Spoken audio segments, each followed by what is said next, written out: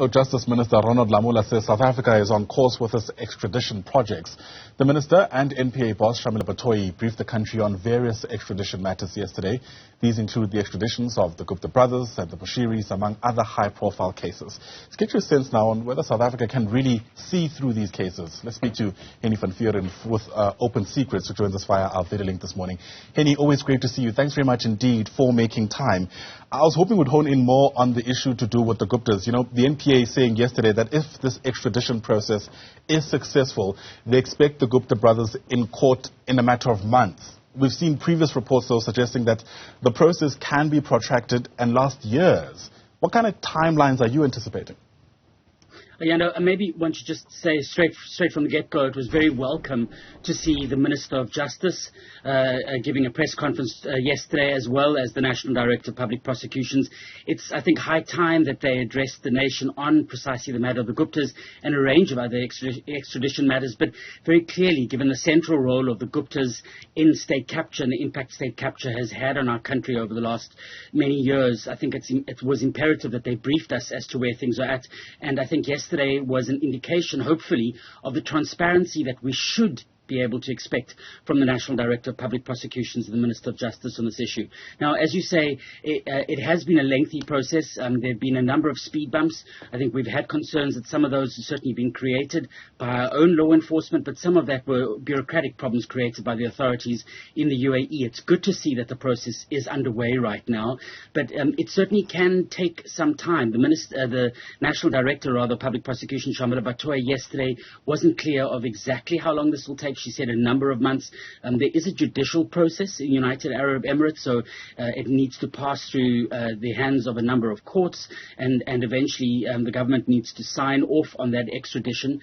We do know that the judiciary is simply not independent in the United Arab Emirates. It's not a democratic country in the way that we understand ours operates in South Africa. The judiciary is under the control of the politicians, and that much has been established by various international bodies, including the United Nations, in its own investigations. And so therefore this is ultimately a political decision that will be taken in the United Arab Emirates, and while the Minister and the National Director said yesterday that they've had good support from the United Arab Emirates authorities, I think we should be very wary of the fact that there is probably a bigger game at play here, and pressure needs to be kept on the authorities in the UAE to do the right thing and to extradite the Guptas to South Africa. Let's speak a bit more about that. What do you mean about this game potentially that's being played here? Who is involved and who is standing to benefit from what?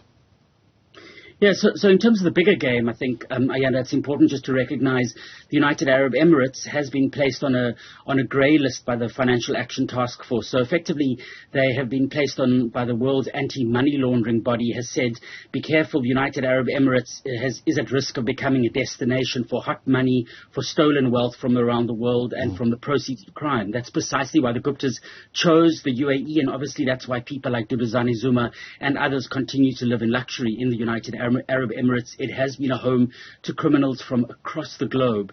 And so right now the UAE is trying to clean up its image. It wants to make good with the United States and other countries. It is the destination for lots of hot money from South Sudan, or from Sudan rather, most recently gold from Sudan, which has resulted in enormous suffering in that country.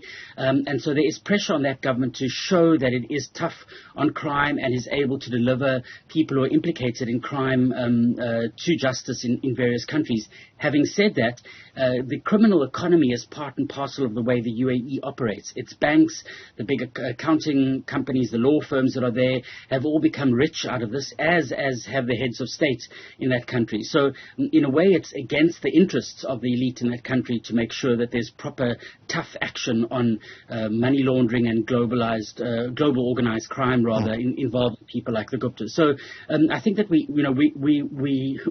there are things that are outside of our control, but there are certainly some that are in with our control, to the extent that we can, we should be relying on our officials in foreign affairs and DIRCO and elsewhere to put pressure on the UAE to ensure that this extradition process is finalized and the Guptas are delivered to justice in South Africa. Sure. So I guess what you're saying in some ways that the cooperation from the UAE is not necessarily for altruistic motives, but there's, I guess, hopes that it will also change perceptions around the UAE itself. But my understanding is that these extradition processes also unfold or are handled through diplomatic channels more than through the judiciary or any other channel. Is that the best way to go about that? I mean, what kind of complications, for instance, would that introduce? So there is an element of diplomatic channels, most certainly, and I think we need to be alive to the politics. I think the National Director of Public Prosecution said yesterday that the political side of this is being handled by the Minister of Justice. There is a mechanism for ensuring that the process is a smooth one, and it's a mechanism that we seem to have followed. So there are documents that needed to be delivered, and that was precisely what was communicated yesterday in the press conference by government, is that the extradition request has now been delivered in English and in Arabic to the authorities in the UAE to ensure the extradition. But Ayanda, I think what is also important to recognize is that the extradition request that this is based upon is on a relatively narrow sliver of the state capture project. That's the New Lane or Nulani Investments matter, Iqbal Sharma's company. And there are, in fact, much graver, more significant indications of the Guptas being involved in crime and state capture, particularly within the Estina Frieda dairy project and, of course, in Transnet. Now, what we heard yesterday from the NDPP and the Minister of Justice was that the Estina charges would be included. What we haven't yet seen are those charges, Ayanda. I think we should not forget that it was about 3 odd years, a little longer ago, that the NPA brought charges against the Guptas in South Africa based on the Estina dairy project, and those were ultimately withdrawn because the state's case, meaning the NPA's case, was so weak at the time and they were so ill-prepared that it never got any further. The question now is, have they actually been able to assemble better charges? What does that charge sheet look like? And when will that be presented to the South African people? It isn't good enough, I think, just for the NDPP to say yesterday she's planning to do it. And then secondly, I think, Ayanda, is the question, are we going to see the addition of the important charges around the asset stripping at Transnet included against the Guptas? Because I think that is going to be fundamental. That still wasn't addressed by the National Director of Public Prosecutions or the Minister of Justice yesterday. Yeah, you've preempted my next question. I mean, for instance, we know that the Guptas, as you've mentioned, are being brought here on specific charges. They've been accused of a whole raft of things, though, during the so-called state capture years. Would the NPA be allowed, for lack of a better term, to add more charges, even though they brought them, if you like, on a different matter? The extradition was based off a completely different matter. Because part of the questions that we asked of the NDPP yesterday was around the prospects of a successful prosecution. And people in your space have also always stressed the need to make sure that you have charges that stick, especially in a context where we're so overwhelmed by the many allegations that the Guptas are facing.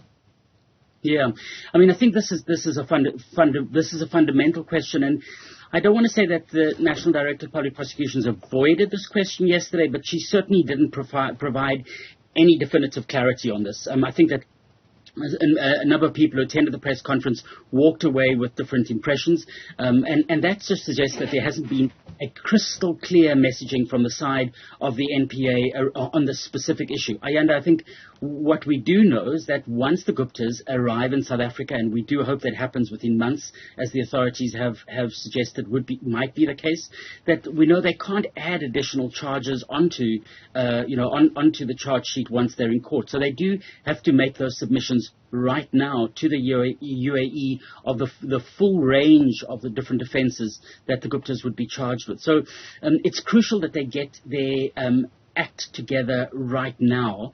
I think one is concerned, and one remains concerned, Ayanda, is that yesterday we heard from the National Director of Public Prosecutions that she has what she calls an A-team assembled.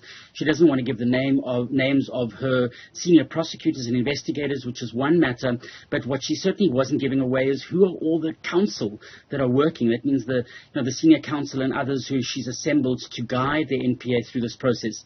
My understanding is that a number of the senior counsel and junior counsel, in fact, who were working on the state capture matters that were brought over from the Zondo Commission into the NPA have simply been dismissed. Their contracts haven't been continued. Now, I know this irritates the NDPP greatly when one raises this in public, but it is indeed a questionable decision when you take your most talented people who understand the state capture matters, you don't renew their contracts, and who are you left with? Well, we simply don't know right now. So when the NDPP says it's an A team, well, then we need to say, you need to show us the leadership of that A team beyond yourself and advocate, the head of the ID, Advocate Andrea Johnson. And I think that would instill greater confidence. So, I mean, at every step, the National Director of Public Prosecutions and the NPA have to get this absolutely right to ensure the effective prosecution of the Guptas, and ultimately, Ayanda, of course, the corporations and the politicians who form part of this big network that feasted off the carcass of state capture in South Africa. Oh, so much else to discuss, but I guess we'll have time to do that given how long this process might take to get to some kind of finality. Hennie van Vuuren, thanks very much indeed for speaking to us. I really do appreciate your time. Hennie is with Open Secrets.